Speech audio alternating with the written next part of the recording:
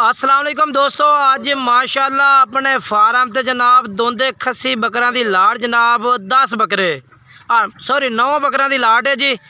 9 दे 9 दो दंद और खस्सी बकरे ने जी। अपने फार्म राज़िक गोट फार्म ते बकरे माशाअल्लाह फार सेल ने, क्योंकि जनाब काफ़ी दोस्तों की फरमाइश आ रही है कि जनाब मोटे ताज़े और देसी खुराक वाले जानवर होने जनाब के कुर्बानी करने वास्ते माशाअल्लाह जानवर चाहिए ने। 2 ब्लैक ने पे, बाकी सारे खट्टे और चिट्टे मक्खी चीने। बाकी राबता नंबर नोट कर लो जी 0319 85 57 563।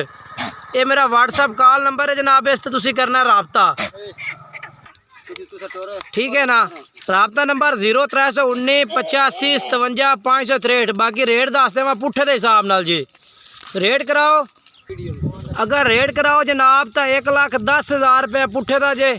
फाइनल रेट जोड़ा मिलना जनाब भाइयों को 95,000 रुपये पुट्ठे जनाब जानवर लग सकते। वजन तकरीबन 45-50 kg जनाब, जोड़ा जिंदा वजन है इन्हों का एवरेज 45 to 50 kg।